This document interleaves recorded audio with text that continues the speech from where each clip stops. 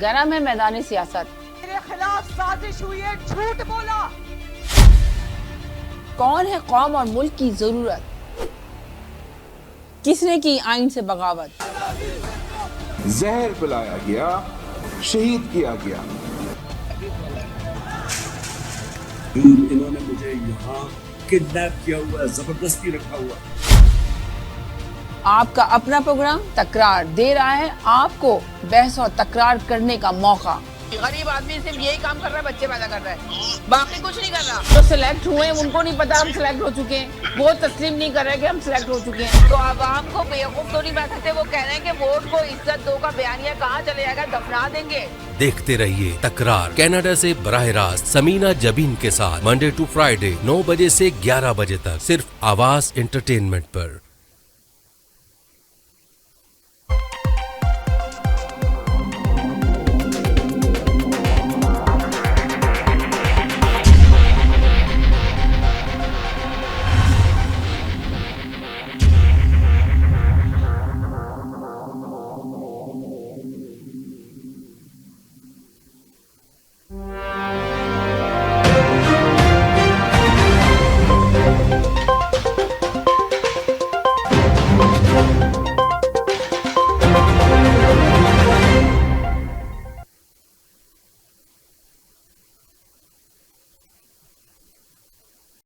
अस्सलाम वालेकुम नाज़रीन, देखते हैं आपको सुनते गानों को समीना का सलाम। खुशियों के रंग समीना के संग। जैसे कि आपको पता है खूबसूरत प्रोग्राम हम आपके लिए गाते हैं तकरार, और आप देखते हैं अपने चैनल आवाज़ इंटरटेनमेंट देखते हैं। हमेशा की तरह कहते हैं कि मिलाइए अपनी आवाज़ हमारी आवाज़ के साथ, हम पहुंचाएंगे आपकी आवाज़ बहुत सारे लोगों तक। यही मकसद है इस चैनल का, यही मकसद है इस प्रोग्राम का। अल्हम्दुलिल्लाह आप लोग की आवाज़ें दूर दूर तक जा भी रही हैं।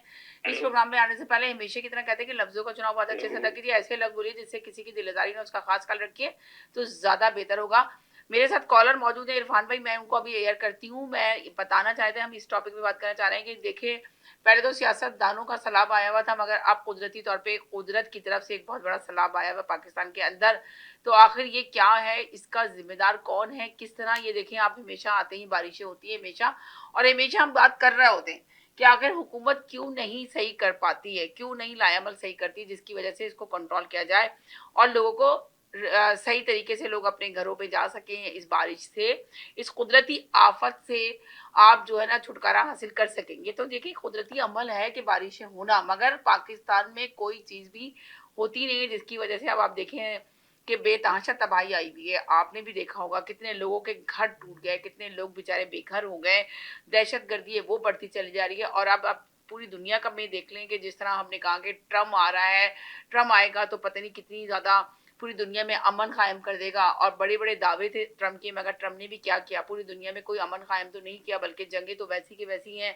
अब पाकिस्तान में 4-5 दिन की जो जंग हुई थी भारत और पाकिस्तान में, उसमें सी फायर कराया, जिसके ऊपर मोदी साहब ने कोई एक्शन नहीं लिया, जिसकी वजह से उनकी अपने गवर्नमेंट के लोग और अपनी अपोजिशन के लोग जो है उनके ऊपर बहुत ज़्यादा आवाज़ें उठा रहे हैं और बहुत ज़्यादा उनसे सवालात कर रहे हैं। तो मोदी साहब की भी सियासत इस वक्त बहुत ही ज़्यादा खतरे में पड़ चुकी है। इस पर हम गुफ्तगू करेंगे, मगर लफ्ज़ों का चुनाव बहुत अच्छे से अदा कीजिएगा। ऐसे लफ्ज़ बोलिए जिससे किसी की दिल आज़ारी ना उसका खास ख्याल रखे। जी इरफान भाई, क्या कहेंगे आप? क्या हाल है आपके, कैसे हैं? हेलो इरफान भाई, आपको मेरी आवाज़ आ रही है? हेलो। हाँ जी, आवाज़ आ रही है, नहीं आ रही आपको? हेलो, मुझे आपकी आवाज़ आ रही है। इरफान भाई, आपको मेरी आवाज़ नहीं आ रही क्या? हेलो, आपको आवाज नहीं आ रही मेरी? Hello hello hello hello. जी इरफान भाई, क्या कहेंगे आप? इरफान भाई, आपको आवाज आ रही है, नहीं आ रही है? हेलो, अस्सलाम वालेकुम इरफान भाई। इरफान भाई हेलो, अस्सलाम वालेकुम, आपको आवाज आ रही है? हेलो, अस्सलाम वालेकुम। हेलो, अस्सलाम वालेकुम। लग रहा है कि है ना, शायद है ना लाइन में कुछ गड़बड़ हो रही है, उनको आवाज ही नहीं जा रही है, उनको आवाज नहीं जा रही है हमारी। क्या मसला है कुछ नहीं पता, अभी कहीं नहीं जाए, मैं साथ रहे हैं। अभी देखते हैं, इनको कनेक्ट करने की कोशिश करते हैं इरफान भाई को, मगर उनको शायद हमारी आवाज ही नहीं जा रही है। हेलो जी, अस्सलाम वालेकुम इरफान भाई। आपकी आवाज इंटरनेट पे कॉन्टैक्ट हुआ हूँ, पता नहीं लाइन काट रही है बार बार आप। नहीं, लाइन नहीं काट रही, आपकी आवाज ही नहीं आ रही। मैं आपसे बोल रही हूँ इरफान भाई, मैंने अपना इंट्रो अब बताया कि हम बात कर रहे हैं इरफान भाई से कि पाकिस्तान में जो सैलाब आया हुआ है तो उसके ऊपर हम गुफ्तगू करना चाह रहे हैं, मगर आपको मेरी आवाज नहीं जा रही। मैं आपसे बात कर रही थी कि सियासतदानों का, हाँ, मगर आपको आवाज नहीं जा रही थी मेरी, तो मैंने फिर आपको ड्रॉप किया। अब आपको मैं दोबारा करूं? जी दोबारा करें, आप लाएं, शायद कनेक्ट होगी। ओके, ओके, जी जी, ओके, बहुत शुक्रिया, थैंक ओके, यू। ओके। पता नहीं यार क्या बात हुई, आखिर वो काफी ऐसी जगह पे होंगे जिनको वहाँ पे मेरा नहीं मिला। जी हेलो जी, आवाज आ रही है आपको मेरी? जी आ रही है आवाज। हाँ जी, बोलिए, आप क्या कहेंगे? जो मैंने आपसे बात की कि पाकिस्तान में जो सियासतदानों का सैलाब आया हुआ था, मगर अब तो कुदरती सैलाब आया हुआ है, तो इस सिलसिले में आप क्या कहेंगे? देख रहे हैं कि पाकिस्तान में किस कदर तबाही आई हुई है, दहशतगर्द अपना समझ लें, जो अपना एजेंडा लेके खड़े, दहशतगर्दी भी बढ़ती चली जा रही है पाकिस्तान के अंदर, तो किस तरह कंट्रोल किया जाएगा दहशतगर्दी पर?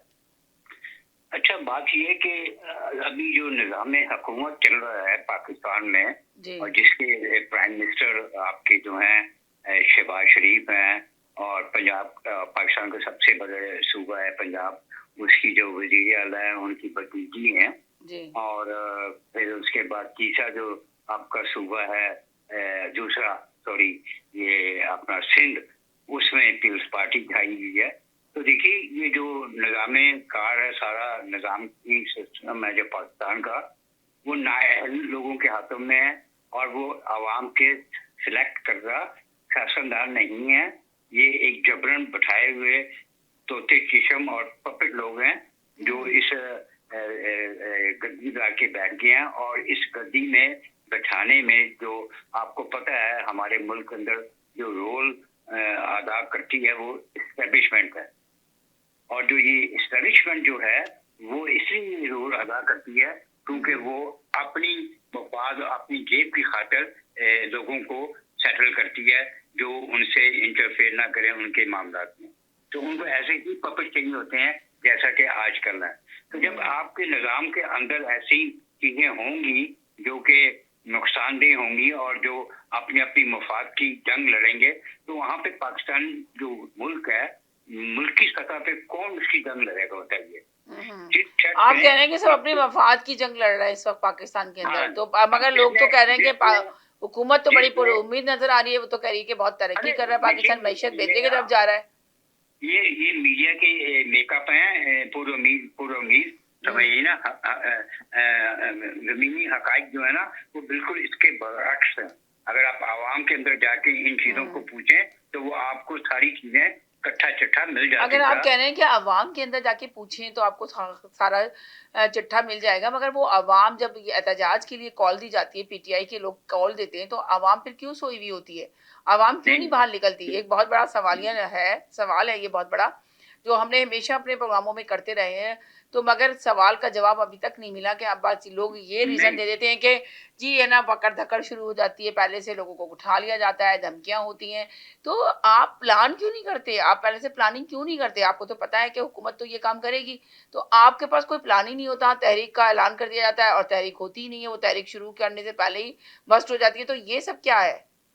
अच्छा, इसमें आपको मैं पहले भी अर्ज कर चुका हूँ, जो आपने अभी इतनी सारी बातें की हैं। बात ये होती है कि जब भी कोई माजी में आप देखिए इनकलाबी तहरीक चलती है या किसी किस्म की कोई तहरीक चलती है, तो उसकी तहरीक की जो विजन होती है ना, या उसका जो मकसद होता है, उसको चलाने वाला एक लीडर होता है, चाहे वो छोटे सतह पे हो या बड़ी सतह पे हो, राइट? वो उसको लीड करता है।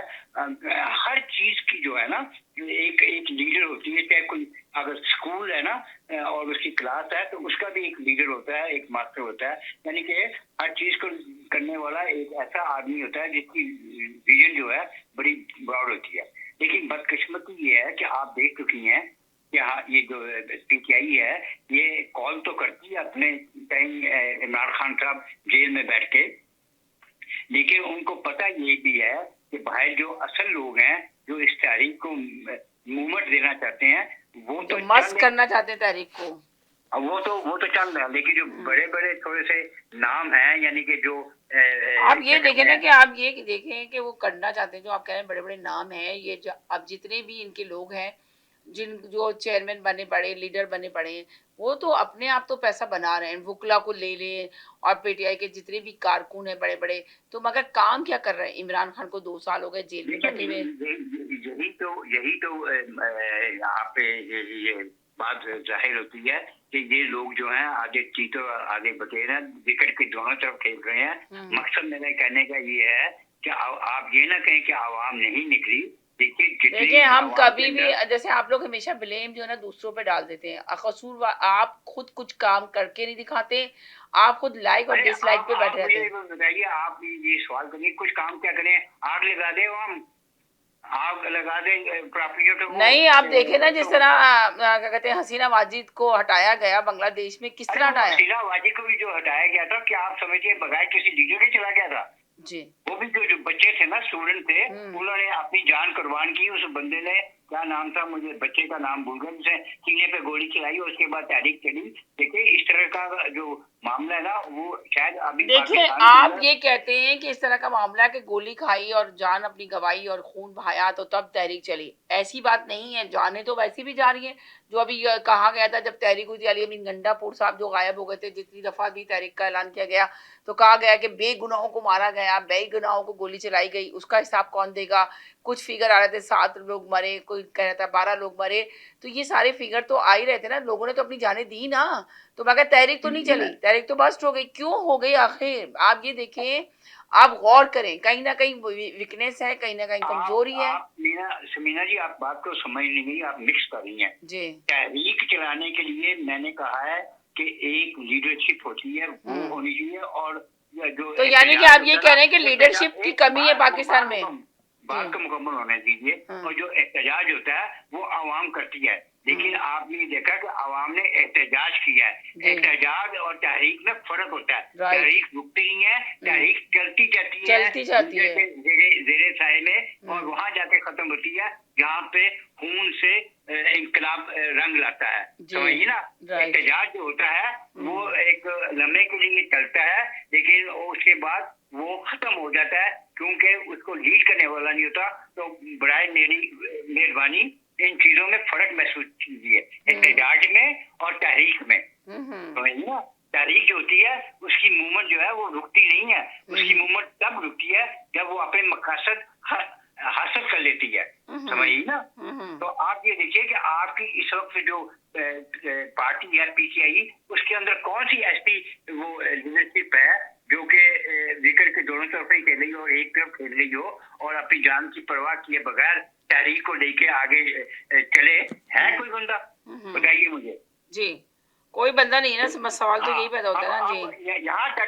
यहाँ तक के अलीमा बाजी जो है वो भी घबरा रही हैं इस तहरीक को आगे लीड करते हुए। लोगों को वो कहती हैं, गौहर को देखिए हलीमा खान तो बेचारी जो है ना कोई पॉलिटिक्स में तो नहीं है ना, तो उनका तो भाई है, तो अपनी भाई की मोहब्बत के अंदर आती है, बाहर आती है। उनको कोई सियासत में तो उन्होंने कोई इतनी ज्यादा उनको इन्फॉर्मेशन नहीं है, सियासतदान भी नहीं है वो तो एक तरह से बस अपनी भाई की मोहब्बत में बाहर आई है। और लोग कह रहे कि हलीमा बाजी को चाहिए कि वो लीड करें।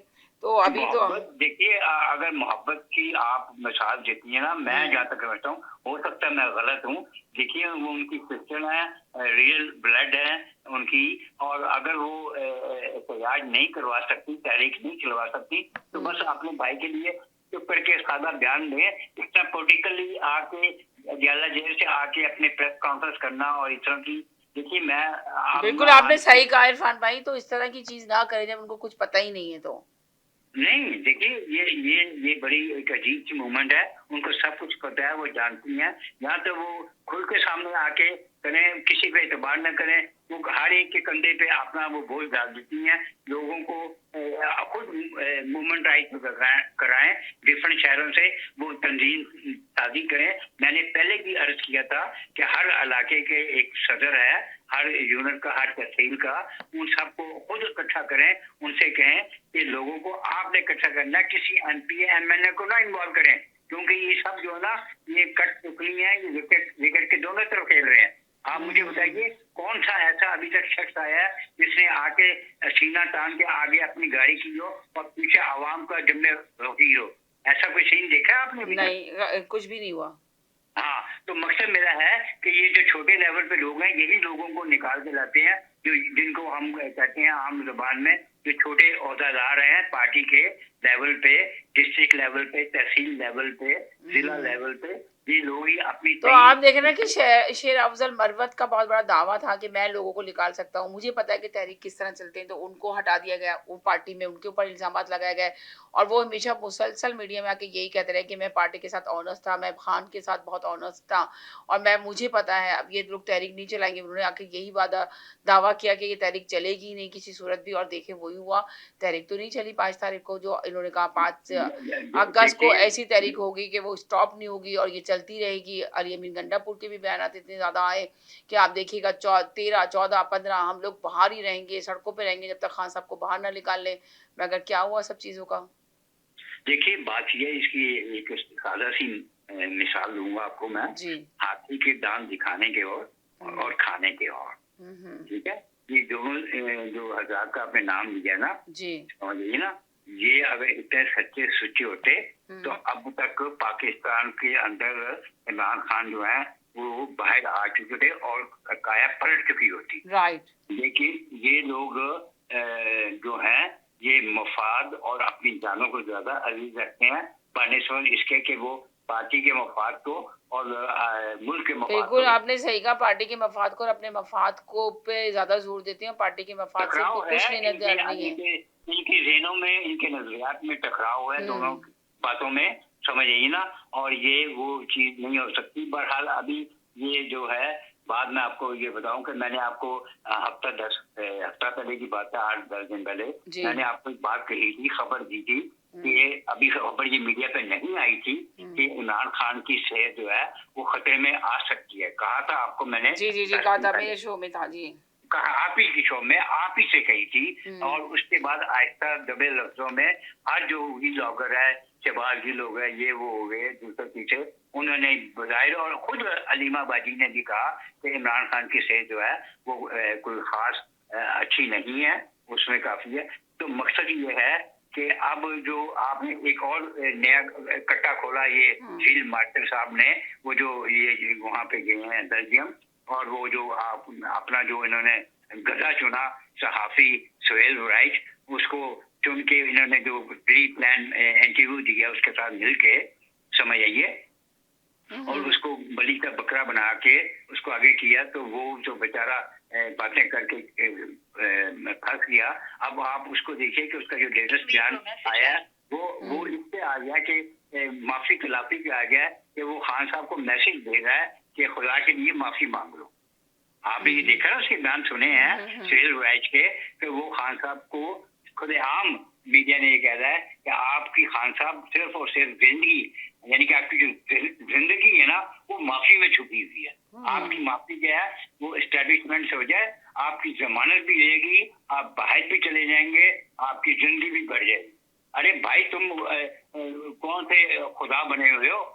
क्या जिंदगी तुम्हारे हाथ में है? अगर जिंदगी तुम्हारे हाथ में होती तो मगर आप ये देखे ना कि इन लोगों को तो बहुत ख्याल था कि इमरान खान कभी भी जो है ना, कहते हैं ना, जेल में नहीं रह सकता, वो तो नशा करता है, 3 दिन भी जेल में रह जाए तो बड़ी बात है, और उसको तो नशा चाहिए होगा। तो देखिए उसने साबित कर दिया, वो तो 2 साल से जेल में है, उसने तो जेल में, अब आप देखिए मुस्लिम नून लीग तो बड़े बड़े दावे कर रही थी कि जेल में नहीं रह सकते, हुकूमत तो बहुत ज्यादा उन पर एतराज कर रही थी, उन्होंने जेल में रह के दिखा दिया।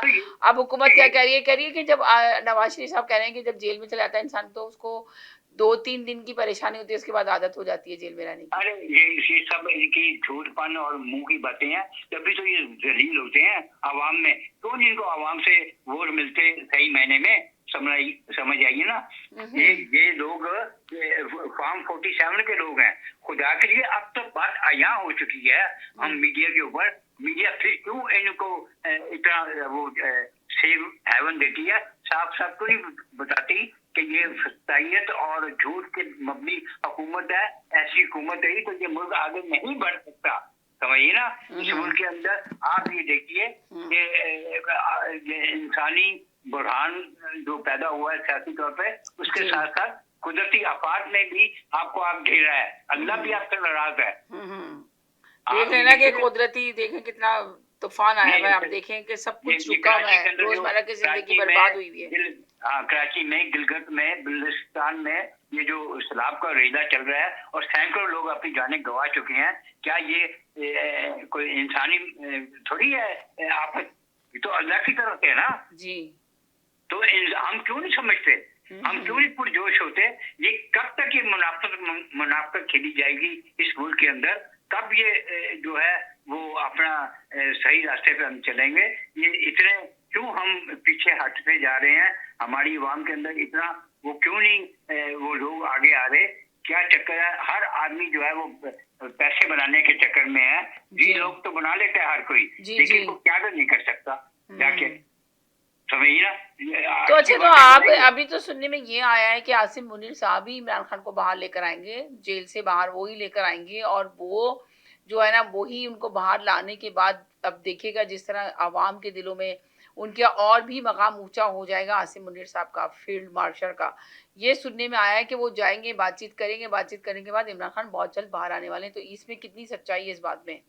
बात ये है कि आसिम मुनीर का वकार तभी ऊंचा होगा वो अगर चाहता ना बकौल लोगों के, वो खान साहब को कब का मरवा चुका होता। लेकिन उसके मरवाने से, खान साहब को शहीद करने से या मारने से उसका जो स्टेटस है या उसकी जो अगली प्लानिंग है वो नहीं चलेगी। वो आगे उसको तकवीयत नहीं मिलेगी, जिसको कहते हैं ना तकवीयत मिलना, वो नहीं मिलेगी। उसकी बका इसी में है कि वो खान साहब से माफी का तकाजा करके अपनी आप को बचा ले, अपना सेव हैविंग कर ले। और खान साहब कह चुके हैं, मैं आपको बार बार कहता हूँ और सुन चुकी हैं डबल लफ्जों में, जो जी लोग अच्छे हैं जिनको लोग कम सुनते हैं, वो भी कह चुके हैं कि खान साहब कहते हैं कि मुझे सारी जिंदगी जेल में रखो या मुझे मार दो, समझिए ना, मैं माफी मांगने वाला नहीं। अब तो ज्यादा से ज्यादा सब जगह पे यही शोर मच रहा है कि इमरान खान माफी मांगने के लिए तैयार नहीं हो रहा है, माफी नहीं मांग रहा। अगर आप देखा जाए माजी में देखें तो सभी ने माफी मांगी ना, फातिमा जीना ने माफी मांगी, उसके बाद जुल्फकार अली भुट्टो ने माफी नहीं मांगी थी, फातिमा जीना ने माफी नहीं मांगी थी, तो उनका क्या अंजाम हुआ? तो आप बताइए कि जिन जिन लोगों ने माफी नहीं मांगी उनके अंजाम आपने माजी में देखे कि क्या क्या हुए। तो आप जरा बताएंगे, इस पर थोड़ी सी रोशनी डालेंगे। तो इमरान खान का मुस्तकबिल क्या देखते हैं आप? जी। अच्छा, मैं इसमें इतना ये है कि मैं जहाँ तक समझता हूँ, मैं हो सकता है मेरी नहीं, आपने कहा ना कि माफी नहीं मांगेगा वो, तो माजी में देखें जिन जिन लोगों ने माफी नहीं मांगी तो उनका अंजाम क्या हुआ? माफी की बात ही कर रहा हूँ कि मेरा हो सकता है कि जो सोच का लेवल है वो इतना ना हो जितना कि इन लीडरों का है। वाकई उनके लेवल बहुत हाई है जहाँ पे ये सोचते हैं। लेकिन मैं जहाँ तक मशवरा देना चाहता हूँ इमरान खान साहब को, देखिए कि कुछ चीजें ऐसी होती हैं जो कि इंसान जो है उसको अल्लाह पे छोड़ दे, बजाय जिद ना पकड़े। जैसे आपको मिसाल देता हूँ इस्लामी तौर पे, आपने भी माशाल्लाह पढ़ा होगा और हमारे जो नाजरीन है वो भी जानते होंगे कि सुलह हदैबिया हुई थी, याद है ना आपको? जी जी जी जी जी जी। सुलह हदैबिया के अंदर आपको पता है कि एक चीज पे आके, एक शिक पे आके थोड़ी सी वो तंगी आ गई थी कि नबी पाक सल्लल्लाहु अलैहि वसल्लम के नाम को उन्होंने कहा कि हम रसूल का नाम ना लिखें, समझिए ना, ठीक है? तो वो उनको रसूल नहीं हम मान, तो मकसद ये है कि आपने हजरत अली करम वजह को कहा तो आपने इनकार किया, लेकिन नबी पाक सल्लल्लाहु अलैहि वसल्लम ने उसको कहा कि ये जाके अल्लाह के रसूल को या कुछ और। तो वो बज़ाहिर आपको थोड़ा सा हटना पड़ता है, लेकिन उन चीजों में वो नबी से बेहतरीन आप समझती हैं कि कोई जान सकता है नहीं। और उन्होंने वो जो फैसला किया है वो बाद में कितना रोशन हुआ और कितना उसका फायदा हुआ। तो मैं समझता हूँ, मैं अपनी राय दे रहा हूँ कि खान साहब को इस वक्त जो है अपनी मुल्क के अगर मफाद चाहते हैं इस वक्त, और उन्होंने अपनी जेल के अंदर बैठ के देख लिया, बजाय इसके कि वो कुछ कर सकते, वो अपनी सेहत गंवा रहे हैं और अपना जिंदगी को पीछे की तरफ ले जा रहे हैं। वो इनसे माफी ना मांगे, वो इतना कहें कि तुम मुझे छोड़ दो और मैं तुम्हारे खिलाफ कोई बयान नहीं करता और मुझे बाहर जाने की इजाजत दे दो, मैं इस मुल्क में ही नहीं रहता। तो मैं समझता हूँ कि वो इस वक्त ये डील बना के अगर चले जाएं, मेरी अपनी जाते राय है, वो सब मैं गलत हूँ कि वो इस वक्त मुल्क छोड़ के अगर चले जाएं और बाहर से जाके, यानी कि आप ये कह रहे हैं कि इमरान खान को चाहिए कि डील बना के निकले जेल से और मुल्क से बाहर चला जाए? जैसे वो लोग हाँ, कह रहे हैं कि और- 5 साल और- तक इमरान खान और- खामोश और- रहे, और- इमरान खान और- कोई पार्टिसिपेट नहीं करें, सियासत में कोई हिस्सा ना नहीं लें, नहीं नहीं नहीं तो वो ये बात और- करने के ऊपर वो बात कर रहे हैं, उस पर जोर दे रहे हैं जो इमरान खान ने मानने से इनकार नहीं, किया है। नहीं बाहर जाएं और फिर उसके बाद वैसे ही लॉबिंग करें जैसे आयतुल्लाह खमीनी ने की थी। ओके, समझे अच्छा, ना? यानी कि आप तो ये कह रहे हैं। जी, तो वो फिर इनकलाब की सूरत बनेगी, क्योंकि खान जो है ना वो अंदर बैठे कुछ बयान करते हैं और जो बाहर आते हैं ना ये सारे के सारे ही A to Z, मैं समझता हूँ इनके अल्फाज चेंज होते हैं और उसमें एक मुशावरत और एक हमआहंगी नहीं होती, समझी? जो खान चाहते हैं ना वो चीज पैगाम असल में नहीं मिलती, वो चाहते हैं कि खुदा के लिए निकल आओ और इस निजाम को जो है तब्दील करो, तब्दील चेहरे करो, तब्दील ना करो, जी जी जी, निजाम। चेहरे तब्दील न करो, निजाम को तब्दील करो, आप ये कहना चाह रहे हैं। बेशक मगर वो समझ चेहरे तब्दील होते हैं, निजाम तब्दील नहीं होते। निजाम वही का वही ठहरा हुआ है, जी। गुर्बत वहीं की वहीं है, बेरोजगारी वहीं की वहीं है, समझिए? बेरोजगारी वहीं पे वहीं है, मगर अब हुकूमत तो यही कहती है ना कि बहुत ज्यादा, जैसे हुकूमत तो कहती है कि मैशत बेहतरी की तरफ जा रही है, हालात बहुत अरे बेहतर हो रहे ये हैं। देखिए, आप ये झूठ बोलेंगे तो आप इतबार कर लेंगे? हम्म। ये तो साफ आया है कि किस हम तरक्की की रवि पे चल रहे हैं। आप ये देखिए कि झूठ जो है वो तो आया है, वो तो समझ आ रहे हैं कि मुल्क के हालात को देखते हुए। आपको तो किसी को सुनने की जरूरत ही नहीं है, आप तो आंखों देखा हाल देख रहे हैं अपने मुल्क का, समझिए ना? इस्लाम की तबाहकारी से बचने के लिए या इन्होंने कभी जिंदगी में कोई ऐसा निजाम कायम किया कि जिससे ये तबाहकारी कम होती? जी जी जी, तबाहकारी कम होती, कम तो होने का नाम ही नहीं ले रही ना तबाहकारी, तो आप सोचें कम होने का साल नाम। हो गए हैं। एक सेकंड तिवारी साहब, हाँ, तबाहकारी तो कभी कम नहीं हो रही है। अब तिवारी साहब ने हमें शामिल 70 साल हो गए हैं और कोई जी। प्लानिंग की इन्होंने इस डिजास्टर को रोकने की? कभी कोई प्लानिंग? ठीक है, इस डिजास्टर से जिंदगियां चली जाती, लेकिन कोई प्लानिंग तो होती है ना? सही कह रहे हैं, कोई प्लानिंग नहीं है, पाकिस्तान के अंदर कोई प्लानिंग नहीं की गई। अब आपने ये कहा कि आपका मशवरा ये है कि इमरान खान को चाहिए कि वो डील बना के बाहर निकले और मुल्क से बाहर चला जाए और वहाँ बैठ के वो अपनी पॉलिटिक्स करे, उसको जल्द से जल्द जेल से बाहर आना चाहिए, ये आपका मैसेज है। तो यकीन अब देखते हैं कि लोग क्या कहते हैं, लोग क्या सोच रहे हैं कि ये जो आपका मैसेज है उसमें कितनी हकीकत है और कितना लोगों को लगेगा कि जी आपने सही कहा। तिवारी साहब आपके पास से बहुत शोर आ रहा है, तो जी तिवारी साहब आपके पास से बहुत शोर आ रहा है, प्लीज शोर को कम करें।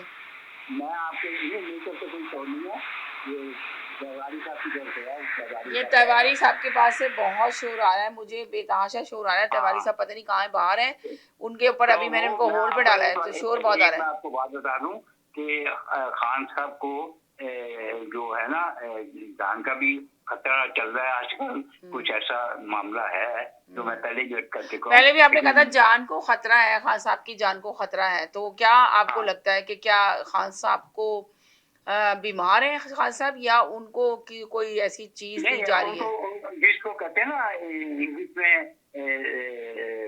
Slow poison. और अच्छा, बात दफा ये नहीं होता कि आप जहरी स्लो दिए तो होता है, बात दफा होता है कि आपकी जो जहनी जो होती है ना कोफ्त या जहनी अजियत देना, वो भी एक जहर के मुताबिक होती है। देखिए खान साहब वो आदमी है जो एक्सरसाइज को पसंद करते हैं, ये इनकी नमा करता था, वो खुराक को पसंद करते हैं, ठीक है, वो खुली फजा को पसंद करते हैं, ठीक है, उनकी एक अपनी नेचर और अपनी तबीयत है। तो अगर इन चीजों को तंग कर दिया जाए तो इससे भी उनकी जो सेहत है वो खराब होगी। यानी कि आपका कहने का मकसद ये है कि ये सब चीजें इनको प्रोवाइड नहीं की जा रही हैं, उनके ऊपर ये सख्ती की हुई है, तो जिसकी वजह से उनकी सेहत डाउन होती जा रही है, उनको हर तरीके से जो है ना उनको टॉर्चर दिया जा रहा है कि वो किसी तरह घुटने टेक दे, मगर वो घुटने टेकने के लिए तैयार नहीं है। वो अपनी बात पे खड़े हुए हैं, अपनी बात पे अड़े हुए हैं, और वो कहते हैं कि मैंने कभी भी डील के जरिए बाहर नहीं आऊंगा और ना मैं माफी मांगूंगा। कहता है, कहा जा रहा है कि माजी में भी जिन लोगों ने माफी नहीं मांगी, सवाल बहुत बड़ा सवाल है, तो अगर इन्होंने भी ऐसा किया तो माजी में जिन जिन लोगों के साथ हुआ, तो इमरान खान के साथ भी खुदा ना करे ऐसा ना कुछ हो जाए। तो जरूर मैं कॉमर्स में लिखे आप लोग जी। अल्लाह ताला के फजल करम से ये कहता हूँ कि अगर खान साहब अब इस अरूज पे हैं आवाम की सतह पे, कि अल्लाह के फजल से अगर ये बाहर चले भी जाते हैं ना मुल्क छोड़ के, तो ये अगर समझते हैं ज़हनी तौर पे, मैं समझता हूँ किसी हिस्से में कि इनकी मकबूलियत में कोई कमी आ जाएगी। नहीं आएगी, बिल्कुल नहीं आएगी, क्योंकि जिस तरह इन्होंने अपनी 2 साल जिंदगी काटे हैं, आप मुझे हिस्ट्री में बताइए जुल्फ़िकार अली भुट्टो के अलावा कोई सियासतदान का नाम लेकर बता दीजिए जिसने इस तरह की जिंदगी के अंदर जेल काटी हो। नाम दे दीजिए प्लीज मुझे, एक का भी है कोई आपके ज़हन में, बताइए। नहीं, आप ये देखें ना कि जेल में गए तो सारे लोग थे, जिस तरह जरदारी साहब, आसिफ जरदारी भी जेल में गए, नवाज आपको शरीफ क्या भी पता जेल में वो गए, क्या मगर जेल कहा थी? जाता है कि उनकी जेलें तो बहुत स्पेशल जेल थी। वो जेल तो सिर्फ नाम जेल का था, मगर वो जेल नहीं थी, वो तो सारा एक तरह से क्या कहते हैं, कहना चाहिए उनकी रिहाइश गाह को इतने खूबसूरत तरीके से सजाया गया और बनाया गया, उनको सब चीज़ें प्रोवाइड की जाएगी जेल के अंदर। अगर ऐसी जेल हो, लोगों ने ये बोला था कि अगर आसिफ जरदारी जैसी जेल हो तो हम भी जेल जाने के लिए तैयार हैं, हमें भी जेल में डाल दिया जाए। नवाज तो शरीफ मैं की वही जेल थी अर्ज तो कर रहा हूँ कि जी तो खान साहब जैसी जेल कोई काटी किसी ने, बताइए। राइट, यही तो मैंने आपको बताया कि उनके बारे में तो ये कहा जाता है कि अगर आसिफ जरदारी जैसी जेल हो अगर हो तो हमें भी जेल में डाल दिया जाए। और नवाज शरीफ की जैसी जेल है जिन पे आपको पता है कि सारी ही सहूलत कारियाँ दी गई और सारी चीज़ें प्रोवाइड की गई, मगर इमरान खान को तो ऐसी चीज़ें नहीं दी गई। मगर इमरान खान पे एक बहुत बड़ा इल्ज़ाम ये भी लगा है कि इमरान खान जब अपनी हुकूमत के दौरान ये कहते थे कि नवाज शरीफ के जेल का एसी निकाल दो, एसी ना दो, तो ये मकाफाती अमल है कि उन पे ये सारी अरे चीज़ें मेरी दोहराई जा बात रही हैं। सुनिए, मेरी जी बात सुनिए, ये बातें करने को बहुत कुछ है। ये क्या, ये नहीं सारे जो थे जब सियासत करते थे तो सियासी गुफ्तगू करते थे, जैसे नवाज शरीफ ने असेंबली में कहा नहीं था कि ये वो राय हैं हजूर, जिससे तो बाद में उसने कहा था, क्या कहते हैं, राना सनाउल्लाह उन्होंने, कि वो तो एक सियासी बयान था असेंबली में। तो क्या इमरान खान ने आके उसका एक ही निकलवाया था नवाज शरीफ की जेल का, बताइए मुझे। नहीं निकलवाया नहीं। देखिए इमरान खान ने नवाज शरीफ की जेल का एसी नहीं लगवाया, मगर उन्होंने बोलने पे लोगों ने अरे वो बहुत तो एतराज सियासी किया। बयान होता है, लोगों में थोड़ा सा खुश करना भी तो होता है। क्या आप ये भी उसको इजाजत नहीं देंगे, ऐसी देंगे उसको इमरान खान को, कि इमरान खान को था फरिश्ता के जो लकीर फकीर करेगा, क्या वो सियासत में भाव में ऐसी बातें गुफ्तगू नहीं कर सकता? क्या उसको इजाजत नहीं है? बाकी सबको इजाजत है, बाकी सब लाडले हैं अपनी वालदा के। यानी कि आप ये कह रहे हैं कि इमरान खान का जो है सियासी बयान था, हकीकत इसमें कुछ भी नहीं बेशक, थी। मगर अब वो बिल्कुल। ये कहते हैं कि पहले इमरान खान सबको यही बोलते रहे कि चोर डाकू, चोर डाकू, चोर डाकू। तो अब इन्हीं वो चोर कितने डाकुओं का- के साथ ही वो- इमरान खान वो- को बैठना पड़ेगा। वो- अगर इमरान खान चाहते हैं मुल्क के अंदर तरक्की आए, इस्तेकाम आए, तो इमरान खान को इन्हीं चोर डाकुओं के साथ बैठना पड़ेगा। इरफान अरे सिद्दीकी का क्यों ये बैठना कहना, पड़ेगा? अल्लाह इसलिए माफ कि करेगा, मुज़ाकरात की 24 वजह, करोड़- मुज़ाकरात की 24 करोड़ मुज़ाकरात के अवाम ने बगैर वोट दी। पाकिस्तान में तब्दीली नहीं आ सकती। मुज़ाकरात बहुत जरूरी है। अरे आप यानी कि क्या ये 24 करोड़ अवाम में यही ये चंद चोर रह गए डाकू जिनके साथ मुफाहमत कर दे? वो अगर ये करनी होती तो इतने साल वो अपनी जिंदगी के क्यों जाया करता? वो भी इनकी तो आप ये देखें कि वो फिर है ना जेल में जो बैठे हुए हैं, जेल से बाहर आने के लिए और मुल्क के लिए, आवाम के लिए, तो आपको नहीं लगता कि मुज़ाकरात की जाए? आप कह रहे हैं कि इनके साथ क्यों बैठे? तो अभी तो फिलहाल यही है ना हुकूमत के अंदर, अभी तो मुल्क के यही वजीर आजम बने शहबाज शरीफ साहब। अरे बीबी, अंधेरा सारी रात नहीं रहता, सारी रात नहीं रहता, दिन की फुहार भी निकलती है, याद रखिएगा। किरण भी निकलती है रोशनी की, अंधेरा से रोशनी फूटती है। आपके समझती हैं कि खान साहब इसी तरह पूरी जिंदगी जेल में रहेंगे? ऐसी बात नहीं है। नहीं, हम नहीं समझते, हम तो आपसे सवाल कर रहे हैं। हमें तो पता नहीं है कि सारी रात दिन जेल में रहेंगे, सारी उम्र जेल में रहेंगे। हम तो आपसे पूछना चाह रहे हैं कि आप बताइए कि क्या तरीका होगा जेल से बाहर आने का। ये सारी चीजें आपके सामने पेश कर रहे हैं कि ये सब चीजें चल रही है सियासत के अंदर। बता दिया है, एक तरीका तो ये है कि वो कहें कि ठीक है, आपने जो करना करें, ठीक है, और मैं अपने तौर पे यहाँ इस मुल्क से जाता हूँ और मुझे बाहर जाने की इजाजत दें, हमें ना। एक तो ये तरीका है कि वो अपनी मुफाहमत को बनाते हुए ये कह के निकले और फिर अपनी तहरीक को बाद में थोड़ा सा ठंडे मिजाज के साथ दोबारा अपना लेवल जो है वो बनाए बाहर बैठ के, ठीक है। एक तो ये है तरीका, अगर हर आदमी को देखें, हर एक की वो पोस्टिंग करें, अपने लेवल पे पार्टी तंजीम साजी करें, एक तो ये है। दूसरा ये है कि अपना आवाम जो है उसको इसी तरह शऊर देते हैं कि शायद तेरे दिल में उतर जाए मेरी बात, हमें ये ना कि शायद अल्लाह ताला जो है वो शायद अल्लाह ताला कुछ समझ ले, कुछ समझने की कोशिश करे, अल्लाह ताला उन पे अपनी हाँ, रहमत मैं नाजिल कर दे। आपको मैं अल्लाह इसकी ताला मिसाल से बस आप ये कह रहे हैं कि लोग ये कह रहे हैं कि बस फिर अल्लाह ताला से बैठ के अब दुआएं मांगे आप इमरान खान के लिए। इमरान खान की अपनी पार्टी में तो वैसे ही इख्तलाफात इतने दिन ब दिन बढ़ते चले जा रहे हैं।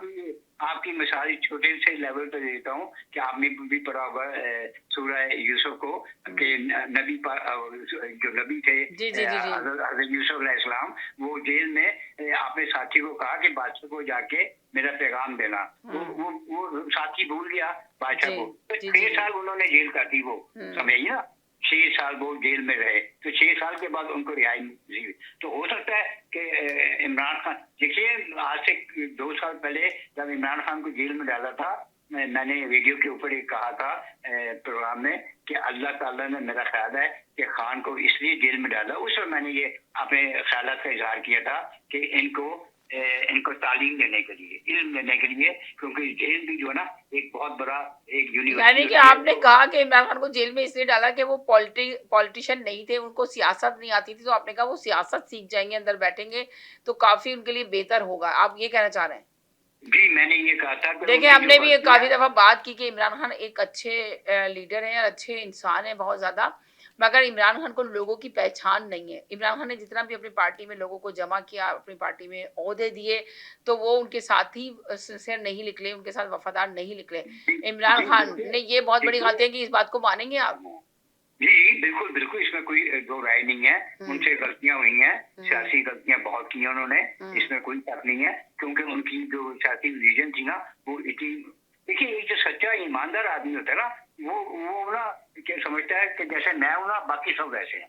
क्यों कि आप जब अपनी शक्ल आईने में देखते हैं तो आपको अपना ही चेहरा नजर आता है, तो जैसी आपकी देन और सोच होती है ना तो आप समझते हैं सबके बारे में एक ही है, लेकिन ऐसा नहीं होता।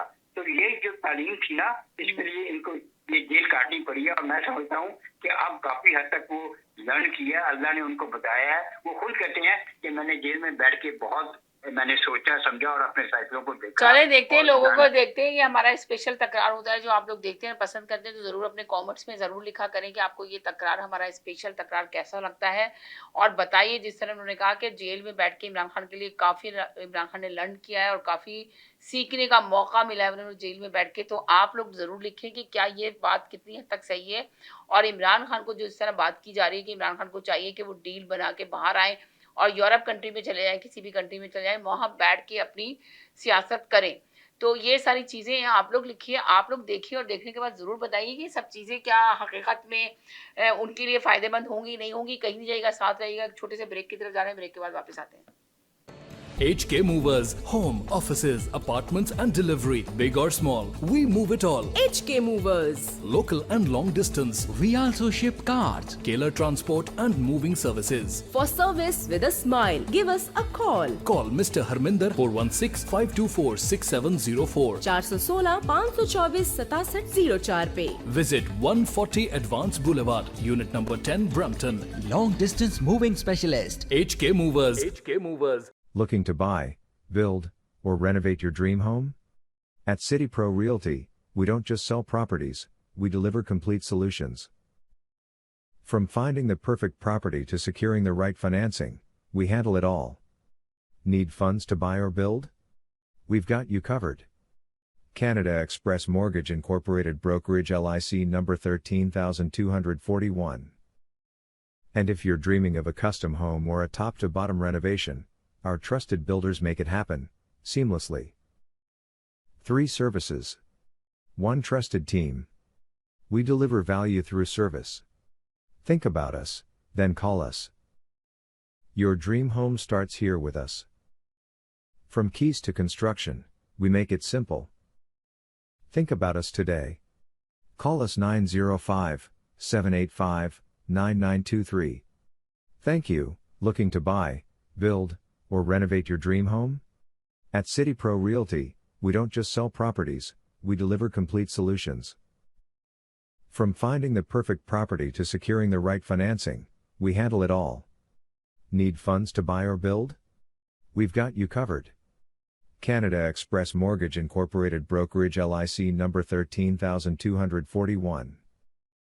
And if you're dreaming of a custom home or a top-to-bottom renovation,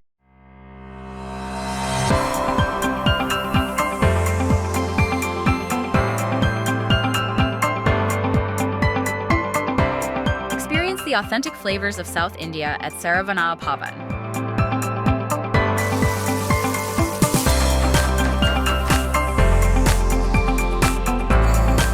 From our kitchen to your table, savor a taste of tradition. Fresh, flavorful, and 100% vegetarian. Join us at Saravana Bhavan, where every meal is a celebration. अगर आपको Dubai या middle east नुमा ज़ेवरात की तलाश है, तो आपको दूर जाने की बिल्कुल जरूरत नहीं। आज ही हमारे मिसिसागा रिजवे स्टोर तशरीफ लाइए। अल करम ज्वेलर्स। हमारे पास सोने के बेहतरीन कंगन, कड़े, झुमके, हार और सोने के सेट्स भी दस्तयाब हैं। शादी हो या मेहंदी या कोई भी फंक्शन, आपकी पसंद के तमाम ज़ेवरात आपको हमारे स्टोर में मौजूद मिलेंगे। आज ही हमारे स्टोर पर तशरीफ लाइए। अल करम jewellers, 3465 platinum drive, unit 99, Mississauga, या फिर कॉल करें 905-828-0009। अल करम ज्वेलर्स, फरमाइश आपकी, गारंटी हमारी। डिक्सी इलेक्ट्रॉनिक्स और अप्लायंसेस, जहां आपकी तमाम इलेक्ट्रॉनिक्स और अप्लायंसेस की जरूरियात पूरी होंगी। हमारे पास आपको हर टॉप ब्रांड मौजूद मिलेगा, चाहे वो वर्लपूल हो या एलजी, सैमसंग हो या जनरल इलेक्ट्रिक्स। हम इन सब के ऑथराइज्ड डीलर हैं। आइए और हमसे 5 स्टार खिदमत का लुत्फ उठाइए। हम आपको तमाम अप्लायंसेस सबसे बेहतर और सस्ते दामों पर फराहम करेंगे, ये हमारी गारंटी है। विजिट आवर वेबसाइट www.dixieelectronics.ca या फिर हमें कॉल कीजिए 905-625-5900. At Dixie Electronics and Appliances, we sell quality and deliver confidence. जी नाज़रीन, हम गए थे एक छोटे से ब्रेक की तरफ। ब्रेक के बाद वापस आए। आप देख रहे हैं तकरार, स्पेशल तकरार हमारा, जिसमें हमने अभी बात की बहुत सारी पाकिस्तान की सियासत के अंदर, जिस पे हमने डिस्कस किया। अब दोबारा से आते हैं कि इसके अंदर हम ये डिस्कस करना चाहते हैं, ये जो ट्रम्प के अंदर जो ट्रम्प ने कहा था, बड़े दावे किए थे, मुल्क पूरी दुनिया के जंग बंद कराएंगे, पूरे खत्ते में अमन लेकर आएंगे। तो आपको क्या लगता है कि पूरे खत्ते में ये पूरी दुनिया में अमन लाने में कामयाब हुए ट्रम्प या नहीं हुए? इनकी पाले जो इन्होंने प्लानिंग की थी, उस प्लानिंग का क्या हुआ? लोग तो आजकल बहुत आवाज़ उठा रहे हैं ट्रम्प की इन सारे दावे और वादों पर। तो अभी हमारे साथ तिवारी साहब ने हमें ज्वाइन किया। हम तिवारी साहब से पूछते हैं कि आप बताइए तिवारी साहब, आपको क्या लगता है कि ट्रम्प ने जो वादे किए थे वो पूरे उतरे उन वादों पे या नहीं उतरे, या सबकी अभी तक नजरें उनके ऊपर जमी हुई हैं कि वो क्या करेंगे? देखिए समीना जी, बहुत शुक्रिया मुझे प्रोग्राम में अपने लेने का। मैं तो सिर्फ इतना कहूंगा कि पॉलिटिशियंस के वादे पे जो यकीन करे वो अपने आप में बेवकूफ है। तो पब्लिक तो बेवकूफ होती ही है। और भारत की एक फिल्म में, पुरानी फिल्म में गाना भी है, वादे पे तेरे मारा गया तो जनता मारी जाती है।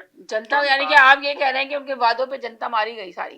कोई भी पॉलिटिशियन हो जी, पॉलिटिशियन के वादे पे अगर जो भरोसा करे अपने आप में, अदर देन मतलब सर्टेन लीडर्स को छोड़ करके जिन्होंने अपने मुल्क के लिए कर रहे हैं, कुछ लीडर्स होते हैं जैसे भारत में मोदी साहब अपने मुल्क के लिए कर रहे हैं, बेहतर कर रहे हैं, कोशिश कर रहे हैं, तो उसको लोग पसंद कर रहे हैं। लेकिन ट्रम्प साहब ने तो पूरी दुनिया में जंग बंद कराने की जो बात कही थी, न गजा में वो बंद करा पाए, न यूक्रेन में वहां पे करा पाए जो उन्होंने कहा था 24 आवर्स में कर देंगे तो जी।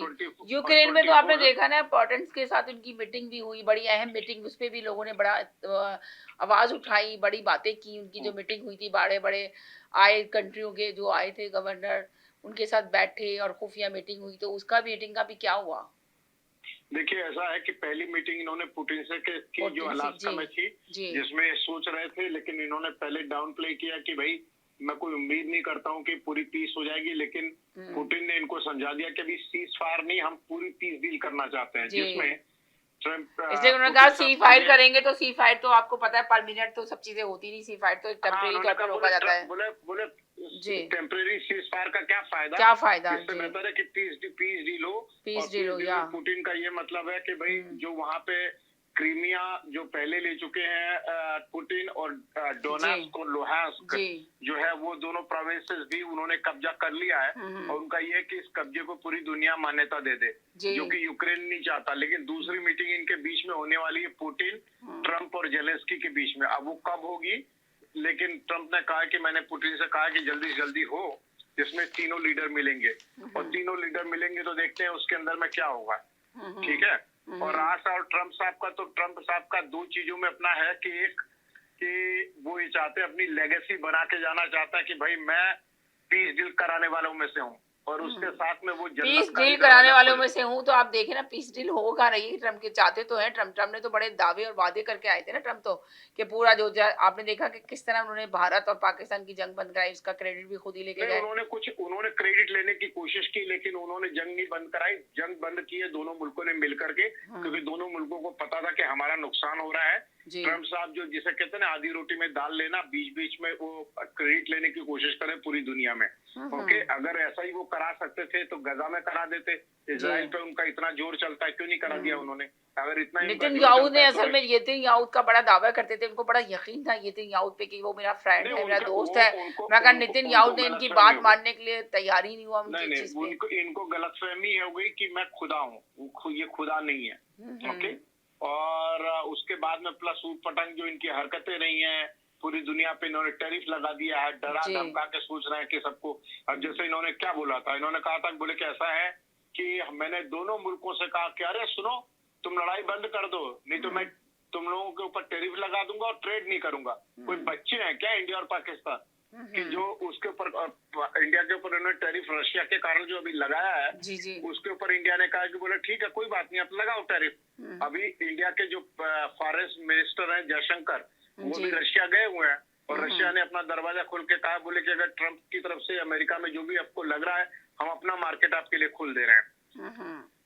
तो देखिए ऐसा है कि वो दबा सकते हैं, ट्रम्प धमका सकते हैं, पाकिस्तान को धमका सकते हैं और अफगानिस्तान को धमका सकते हैं, छोटे छोटे मुल्कों को धमका सकते हैं, कनाडा को धमकाने की कोशिश कर रहे हैं। लेकिन जो है मगर कनाडा को धमकाने की कोशिश तो कर रहे हैं, मगर कनाडा किसी सूरत भी इनकी धमकियों में आ नहीं रहा। कोई भी क्यों नहीं, कोई भी जो मुल्क है जिसमें अपने जैसे स्वाभिमान कहते हैं, जिसमें अपनी खुद मुख्तारी है, जिसके अंदर सेल्फ रिस्पेक्ट है, वो किसी की भी बात को क्यों मानेगा? कि कोई भी किसी की जबरदस्ती क्यों मानेगा? ठीक है कि नहीं? तो वो कोई वो नहीं है। और बाकी सूरत हाल ये है कि मेरा ये मानना है कि दुनिया एक ट्रांजिशन से गुजर रही है। हर मुल्क को अपने लिए खुद खड़ा होना पड़ेगा, अपना खुद का तरीका चूज करना पड़ेगा। जो उसके फायदे के लिए है उसको मानना पड़ेगा, जो उसके नुकसान के लिए वो नहीं। आज अगर ट्रम्प से फायदा है तो ट्रम्प से लो, कल अगर रशिया से फायदा हो तो रशिया से लो।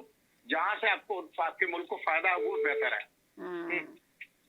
सही कह रहे हैं, जहाँ से उसको फायदा वहां से लो। अभी जो आप कह रहे हैं कि ये जो अभी मीटिंग हुई है, ये किसका फोन डिस्टर्ब हो रहा है जी, जो अभी आपने ये कहा कि ये जो अभी मीटिंग हुई है, या कहते हैं इनकी जो पोर्टन के साथ जो हुई है, मुज़ाकरात हुए हैं, तो आप इसका देख रहे हैं कि किसको फायदा होगा, किन ममालिक को फायदा होगा, जिसमें काफी ममालिक ने साथ दिया जी। सबसे बड़ा फायदा जो है अमेरिका अपने आप लिए रखना है जी। और उसका अमेरिका तो हमेशा आप सोचें कि वो अपने ही फायदा सोचता है, अपने मुल्क का फायदा सोचता है। वैसे तो खैर सोचना भी चाहिए, हर प्राइम मिनिस्टर को अपने ही मुल्क के लिए सोचना चाहिए, अपने मुल्क की भलाई के लिए सोचना चाहिए, अपनी आवाम की भलाई के लिए सोचना चाहिए। तो इस तरह ये नहीं कह सकते कि ट्रम्प गलत कर रहे हैं, तो ट्रम्प सही कर रहे हैं एक तरह से, कि वो अपने लोगों के लिए सोच रहे हैं, अपनी कंट्री के लिए सोच रहे हैं। इसमें कोई आपको क्या लगता है कि वो गलत कर रहे हैं?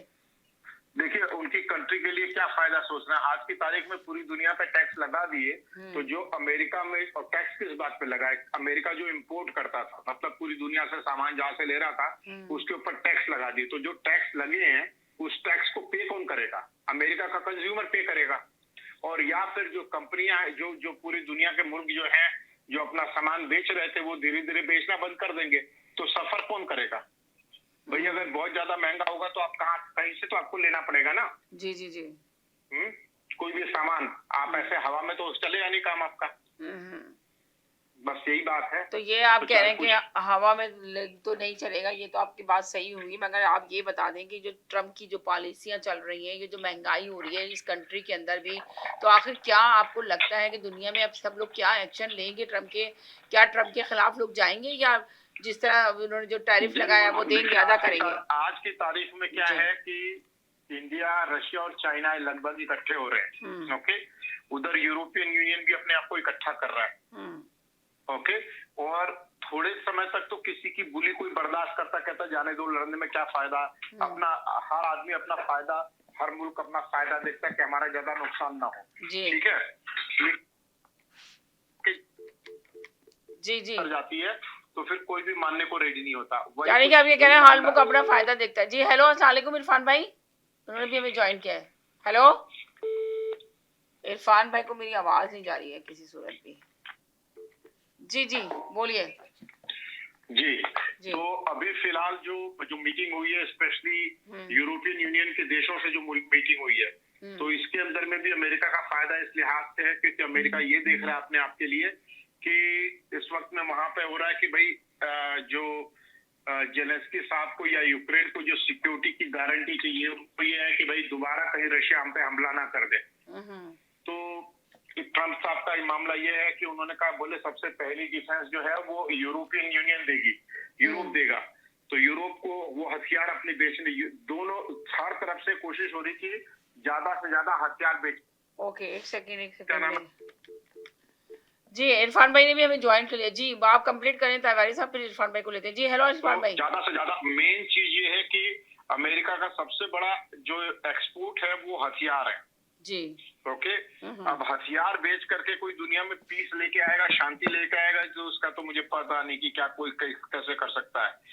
चलो यही सवाल आप इनसे इरफान साहब से पूछते हैं कि इरफान भाई की क्या राय है इस सिलसिले में। जी इरफान भाई। जी सॉरी, मेरी लाइन ड्रॉप हो गई थी। जी आपकी लाइन ड्रॉप हो गई थी। अब वही सवाल आपसे हैं कि जो ट्रम्प ने जो है ना आपने कहा है कि जो आपकी इम्पोर्टेंट से इनकी मीटिंग हुई और बहुत सारे लोगों के साथ मिलके, बहुत सारी कंट्रियों के सफीर एक साथ मिलके जुड़े थे, तो इस मीटिंग का फायदा क्या होगा खत्ते में, पूरी दुनिया में इसको क्या फायदा पहुंचेगा इन सब चीजों से? जो उन्होंने कहा कि वो सी फाइट तो नहीं करने के तैयार हुए इम्पोर्टेंट साहब, उन्होंने कहा कि सी फाइट तो टेम्परेरी होता है, हम तो पीस पे जाना चाहते हैं। जी जी जी जी पुतिन साहब ने जो ट्रम्प से मुलाकात की है उसमें उन्होंने साफ तौर पे उनसे कह दिया। पहली बात तो ये है कि जो यूक्रेन की जो और तिवारी साहब का कहना ये है कि अगर कोई असला फराम कर रहा है, किसी मुल्क को दे रहा है, तो क्या इससे कोई अमन आ सकता है मुल्कों के अंदर? ये इनका सवाल था जो इस पे ये तफसील कर रहे थे, तो मैंने आपको ले लिया। तो अगर आप इस पे कुछ कहना चाहते हैं तो इसको भी सामने साथ शामिल करें इस प्रोग्राम उसमें सवाल के साथ। यानी कि तिवारी साहब ये कह रहे हैं कि असला बेचने अमन थोड़ी आता है। असला देखिए, असला जो है ये तो आज की तारीख नहीं है, ये पुरानी तारीख है अमेरिका की, कि वो दुनिया में असला बना के देता है, उससे उसकी इकोनॉमी जो है वो रन करती है। और वो इससे तिवारी साहब का कहना ये है कि असला देने के बाद कौन सी मुल्क के अंदर ये अमल लेकर आ सकते हैं असला बेचने के बाद? और आप ये कह रहे हैं ये तो अमेरिका का बिजनेस है असला देना तमाम दूसरे ममालिक को। जी जी, ये उनको देखिए उनसे अपनी इकोनॉमिकली पावर जो है उसको थोड़ा मजबूत करते हैं और ये उसको बेचते हैं। उनका और जो असला बेचने के पीछे दो इनके मकासद होते हैं, एक तो इकोनॉमिकली पावरफुल होना और सेकंड इनका ये होता है कि कुछ मुल्कों को लड़ा के अपने असले को चढ़वाना ताकि फिर वो दोबारा आगे डिमांड करें। तो ये इनके रेंज के अंदर जो है ना ये प्लानिंग जो है वो होती है, हमेशा से ही है, समझिए ना। अब रहा यूक्रेन का मसला, तो पुतिन ने तो भाई साफ कह दिया वो घुटने टेकने वाला शख्स नहीं है। पुतिन जो है वो ये नहीं है कि वो कोई अपना ट्रम्प की बातों को मानने में, उन्होंने साफ कह दिया है कि जो इलाके हमने यूक्रेन में कब्जे में ले लिए हैं, जो जगह है वो तो मैं वापस करने से नहीं दूंगा, समझिए ना। वो हम उनको वापस नहीं करेंगे। और दूसरा ये है, दूसरी शर्त उसने ये रखी है ट्रम्प के आगे कि जो यूक्रेन है ना तो वो यूनाइटेड नेशन में जाएगा, दाखिल होगा, समझिए नहीं, नेटो में, यूनाइटेड में नहीं जाएगा, नेटो में नहीं जाएगा। हाँ जी, हाँ नेटो में नहीं जाएगा। और ये भी उसने अपनी तरफ रख दिया। तो मकसद ये है कि उन्होंने साफ बता दिया है कि ये है। अब जो असल मकसद है ना, आपको मैं बताऊं ट्रम्प साहब का, जी जी, वो सिर्फ मकसद है, ये चल रहा महीना अगस्त का, सितंबर अक्टूबर नवंबर 2-4 महीने हैं, किसी तरह इसको काट के वो आगे की तरफ निकाल देंगे वक्त। और जो नोबेल प्राइज है ना दुनिया में आना दिसंबर में, जिसका अनाउंस होना है, वो इसको हासिल कर लें। यानी कि आप ये कह रहे हैं कि नोबेल प्राइज के लिए कि सारा ट्रम्प जो है सारा ये गेम रचा रहा है। आपका कहने का मकसद ये कि नोबेल प्राइज चाहिए उनको। तिवारी साहब आप इस बात पे एग्री करेंगे इनकी बात से कि नोबेल प्राइज के लिए? वो आपको एक बात बता दूं, वो बड़ी अपनी लंबी सोच रख रहे हैं। उनका यही नहीं है कि वो नोबेल प्राइज हासिल करें, उनकी ये भी सोच है कि वो जन्नत हासिल करें। उनका ये है कि उनको डर है इस बात का कि मुझे कहीं हेल में वो जो है जहन्नम में नहीं जाना पड़े। तो इवन वहां पे इन्होंने ये बात बोली कि मुझे बहुत सारे लोग कह रहे हैं कि मैं जन्नत नहीं जाऊंगा, तो मेरी कोशिश ये है कि यूक्रेन में और इस तरह की चीजें मैं यहाँ पे लड़ाई बंद करवा दूं ताकि मैं वहां, तो वो उनकी बड़ी हाई प्राइस है, उन्होंने रख रखी है कि दुनिया में तो नोबेल मिल जाए और ऊपर उनको जो है स्वर्ग में या जन्नत में उनको जगह मिल जाए, ठीक है। तो वो बड़ी ऊंची सोच रखते हैं, लेकिन दुनिया और खुदा या परमात्मा जो है उनके हिसाब से नहीं चलता है।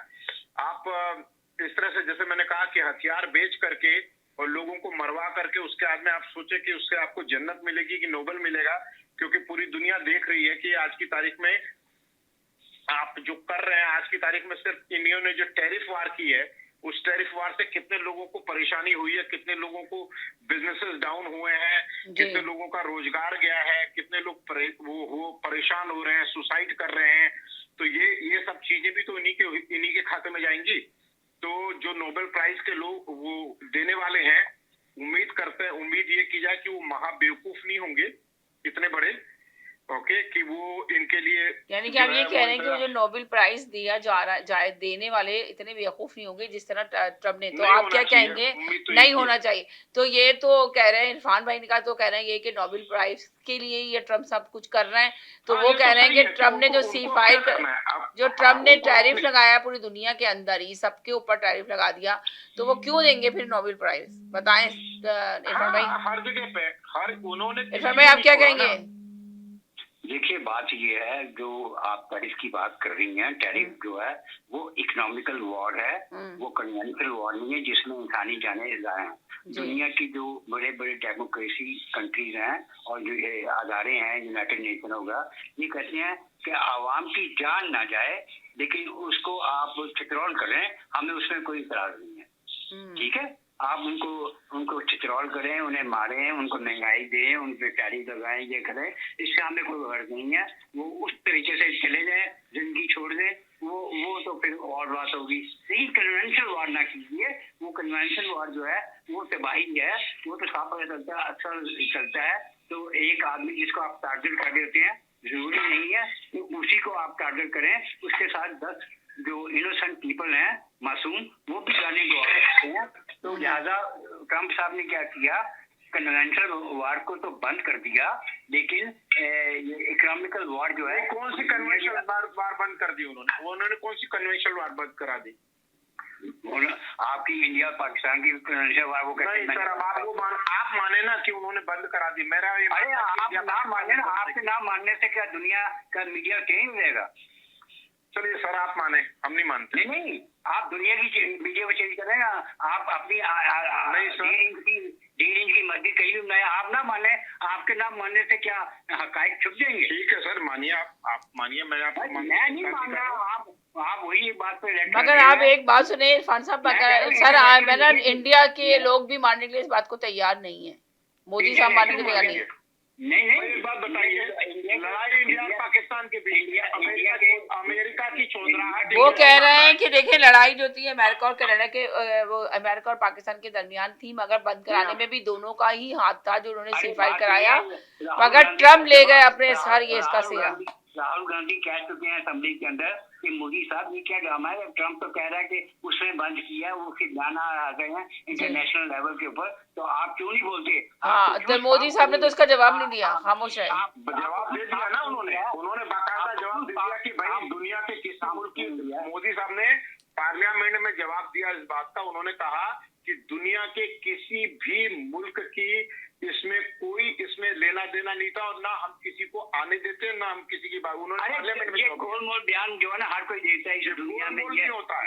हाँ, समझ आई ना, क्लियर होता है कि जब आपसे कह दी कि आपका मतलब क्या हो गया, आप दुनिया का आप किसी के जेरे साया है ना, अगर आप किसी के जेरा साया हैं तो आप डायरेक्ट उसको तनकीद का निशाना नहीं बना सकते।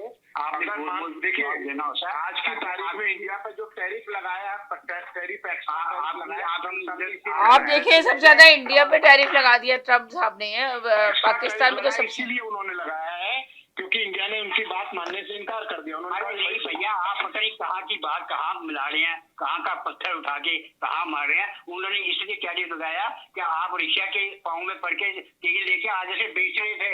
20 बिलियन डॉलर आपने कमाए हैं रशिया के तेल से, ये क्यों भूल जाते हैं आप? और तो क्या दिक्कत है, कमाने में आप भी कमाई है, कमाने में क्या दिक्कत है? आप अमेरिका कमा रहा, सुनिए, आप आटा मांग के रोते हुए अपने लोगों के लिए, और वही आटा उठा के आप आगे बेच देते हैं। ऐसा है, ये आप सोचिए ना। देखिए अरे पहले बात सुनिए। अमेरिका क्या ये है कि वो लोगों के मांगते हैं कि जरूरत हमारी है तेल की, उठा के आगे $20 मिलियन का यूरो को बेच देते हैं, आप उठा के वो तेल। बिल्कुल बिल्कुल। सुनिए, अमेरिका क्या करता है? अमेरिका कनाडा से छोड़िए, अमेरिका क्या करता है? अमेरिका तो बहुत कुछ करता है। कैसे बात कर रहे हैं भैया? छोड़िए कैसे बात कर रहे हैं आप? सब कुछ करते हैं। बात कीजिए।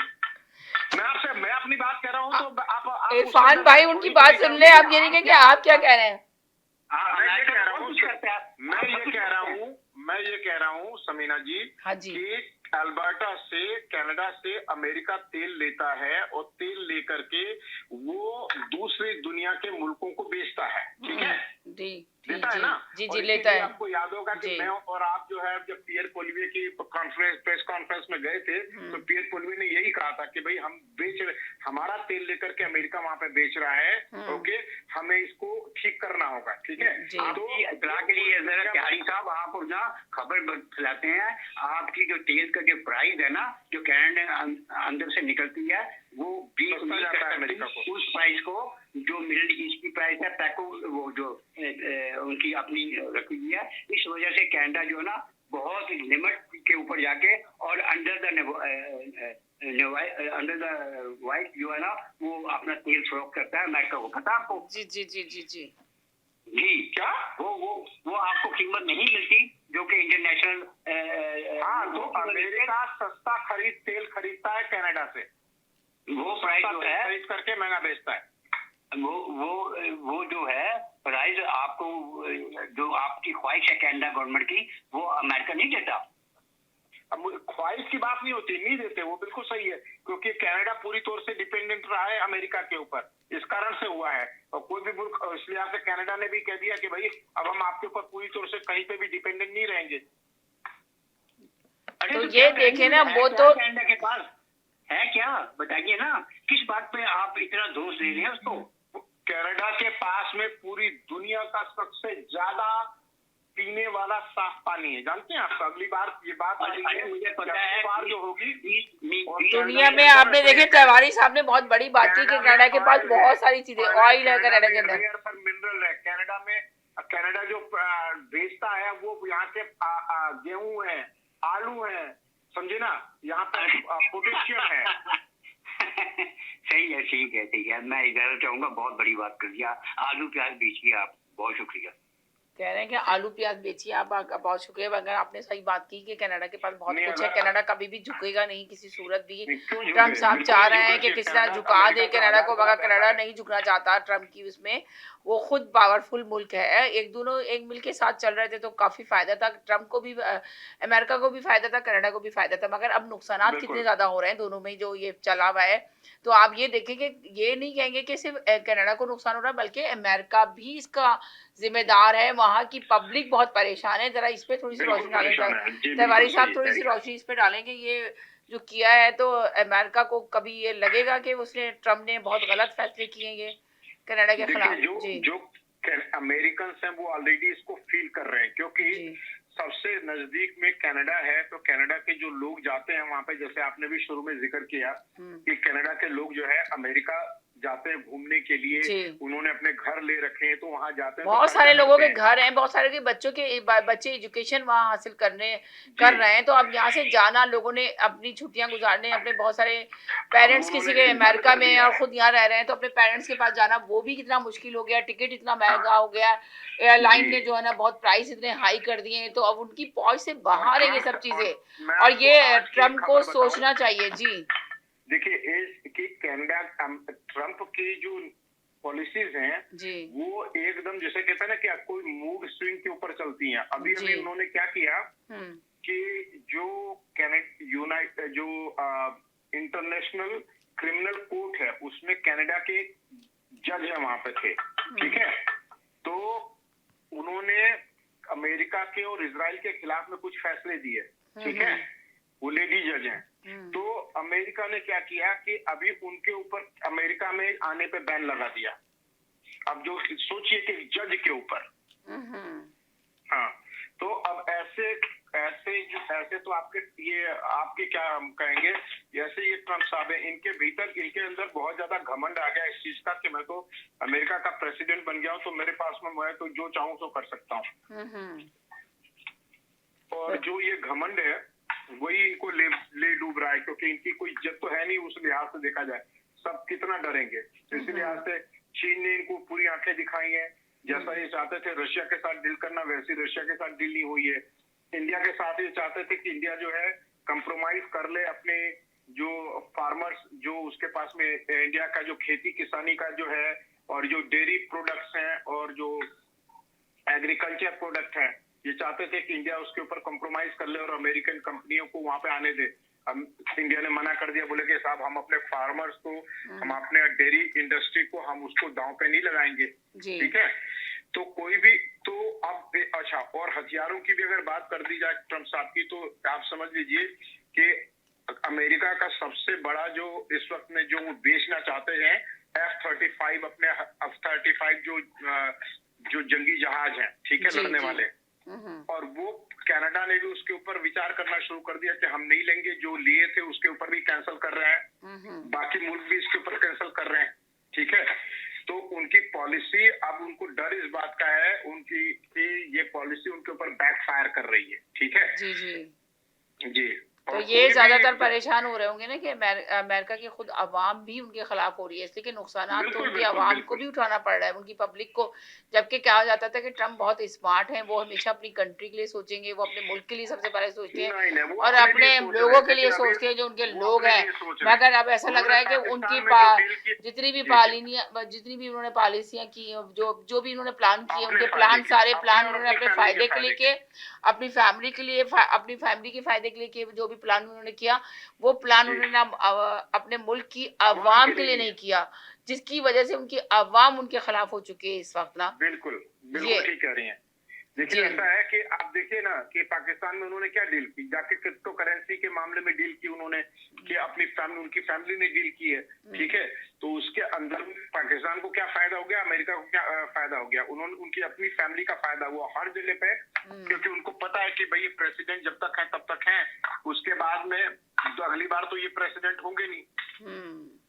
अगली बार अब तो यकीनन वो लोग ये सोचेंगे 4 साल का ये टाइम पीरियड है इनका, किस तरह गुजर जाए, उसके बाद जब देखेंगे बाद में। तो अब ये लोग ये सोच के बैठे हुए हैं कि शायद ये मुश्किल वक्त है, गुजर जाएगा। अब ट्रम्प को सोचना चाहिए कि अब कुछ ऐसे काम करके जाएं अपनी कंट्री के लिए, अपने मुल्क के लिए, ताकि लोग उनसे खुश हों, वो खुश करने की कोशिश करते हैं। सुनिए, लूट के धन से अमेरिका को चलाना चाहते हैं, लूट, और पूरी दुनिया जो है लूट उनकी बर्दाश्त नहीं कर पाएगी, क्योंकि दूसरे लोगों को गरीब बना करके दूसरे लोगों के ऊपर जबरदस्ती टैक्स लगा के कर रहे हैं, तो कैसे कोई चलेगा। लाजिमी बात है, देखें ना कि अब कोई भी मुल्क इतना जबरदस्ती करके जो टैरिफ लगा रहे हैं, उससे सारी दुनिया में ही परेशानी आई है। बेतहाशा लोग बेरोजगार हो रहे हैं इसकी वजह से। कितने लोग हैं जिनमें आपस में लोग एक दूसरे की दुश्मनी निकाल रहे हैं कि भाई आप सोचें कि अमेरिका की कोई चीज बनी हुई ना खरीदो, उसको बैन कर दो। तो ये सब चीजें चल रही हैं, तो इसको कंट्रोल करने की ज्यादा जरूरत है। बेरोजगारी बढ़ती चली जा रही है जी, कितनी महंगाई का सामना करना पड़ रहा है हम लोगों को। जी, बहुत ज्यादा महंगाई का सामना करना पड़ा है। चलिए, ये तफसील बहुत बड़ी तफसील है। अब मैं तो आपसे लोगों से यही कहूंगी कि जरूर अपना कमेंट्स में जरूर लिखें और जरूर इस शो को बताएं कि आपको ये स्पेशल तकरार हमारा कैसा लग रहा है, और अपनी राय से जरूर हमें आगाह करें। और जो भी आप इसमें चेंजिंग चाहते हैं, तब्दीली चाहते हैं, हमें कमेंट्स में लिख के बताएं, और हमें बताएं कि हम इतना बेहतरीन शो आपके लिए लेकर आते हैं, आपको इन्फॉर्मेशन देते हैं। तो आप भी इसमें अगर शामिल होना चाहते हैं तो हमें ईमेल कीजिए और ज़रूर हमारे शो में शामिल हुए। अपना ख्याल रखें, दुआओं में याद रखें। इंशाल्लाह ज़िंदगी रही तो नेक्स्ट प्रोग्राम में फिर हाजिर होंगे। जब तक के लिए इजाज़त चाहते हैं। अल्लाह हाफ़िज़। अल्लाह हाफ़िज़।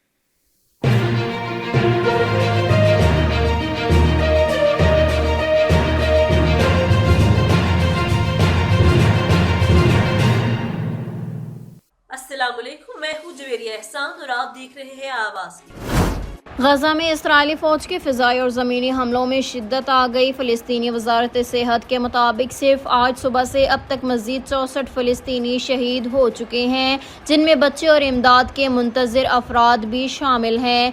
तिब्बी ज़राए के मुताबिक जनूबी गजा में इसराइली फ़ौज ने 5 अफराद को निशाना बनाया जो खुराक हासिल करने के लिए GHF के फूड डिस्ट्रीब्यूशन पॉइंट के करीब मौजूद थे।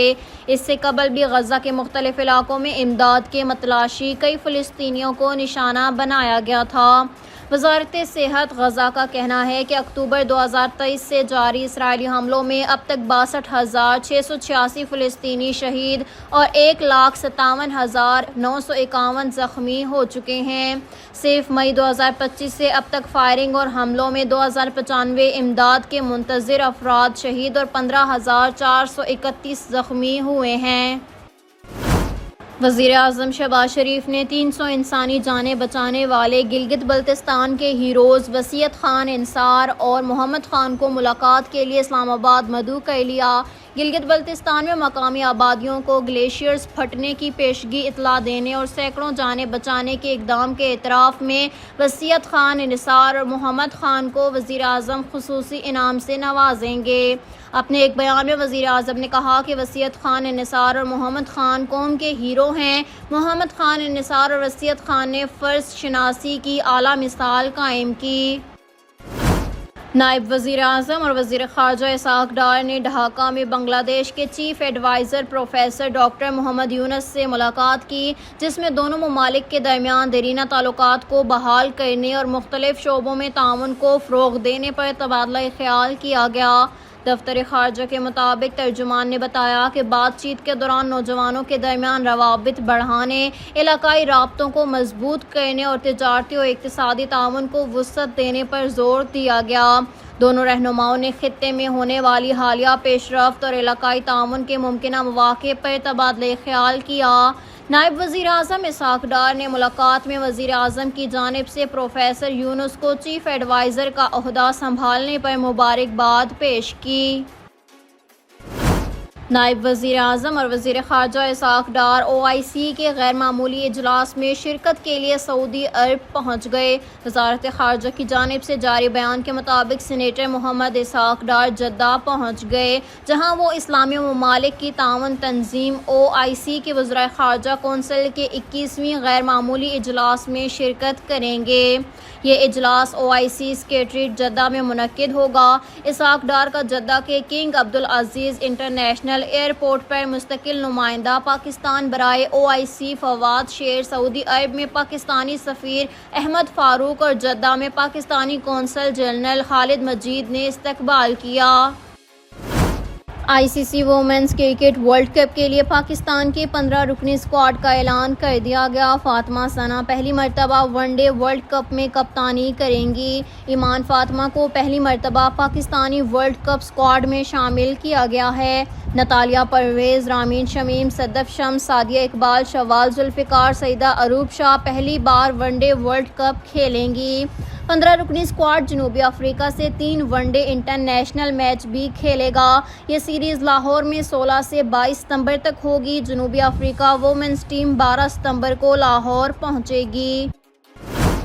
पंजाब की वज़ीर आला मरियम नवाज़ ने जापान के शहर ओसाका में मुनक़दा एक्सपो में सूबे की दस्तकारियों को नुमायां करते हुए कहा है कि पाकिस्तानी पवेलियन में 1.2 मिलियन विज़िटर्स की आमद दुनिया की पाकिस्तानी मसनूआत में दिलचस्पी का मुँह बोलता सबूत है। वज़ीर आला पंजाब मरियम नवाज़ ने ओसाका में एक्सपो एसोसिएशन के मुंतज़िम आला इकिनोकी मानाटिसू से मुलाकात की और उन्होंने वर्ल्ड एक्सपो 2025 के theme designing future society for our lives को सराहा।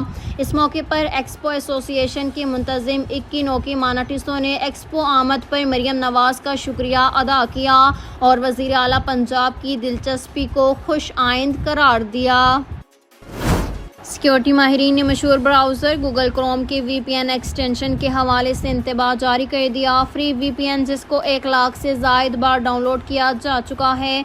एक्सटेंशन सारिफिन को खुफिया तौर पर वेबसाइट्स ब्राउज़ करने में मदद देता है, लेकिन महक़क़ीन का कहना है कि मुमकिन तौर पर यह अपने सारिफिन की जासूसी कर रहा हो। कोई सिक्योरिटी से ताल्लुक़ रखने वाले सिक्योरिटी माहिरीन के इल्म में ये बात आई है कि फ्री VPN 1 एक्सटेंशन हर उस वेबसाइट का स्क्रीनशॉट लेता है जिस पर सारिफ जाते हैं। AI थ्रेट डिटेक्शन नामी फीचर सारिफिन को ख़बरदार करता है कि स्क्रीनशॉट लिया जा रहा है, लेकिन एक्सटेंशन के दीगर हिस्से सारिफिन के इल्म में लाए बगैर मालूमात इकट्ठा करते रहते हैं। वज़ीर ख़ज़ाना मोहम्मद औरंगज़ेब ने कहा है कि मईशत की ब्लॉकचेन और डिजिटल असासों की जानिब तस्वीराती मुंतकिली ज़रूरी है। इसे चलाने के लिए ब्लॉकचेन अपनाने यूथ लीड डिजिटल असासजात के लिए मतवाज़न रेगुलेटरी फ्रेमवर्क वक्त की ज़रूरत है। माली शमूलियत, शफाफियत और इख्तिराम में ब्लॉकचेन का नुमायां किरदार है। डिजिटल असासों पर कॉन्फ्रेंस से खिताब में उन्होंने कहा कि 10 से 15% पाकिस्तानी डिजिटल कारोबार से मुंसलिक हैं और इसमें बड़ी तादाद नौजवानों की है। नई मईशत के लिए माली शमूलियत, शफाफियत और कारकर्दगी को फ़रोग़ देते हुए निजी शोबे के ताउन से मुतवाज़न रेगुलेटरी फ्रेमवर्क यकीनी बनाना चाहिए।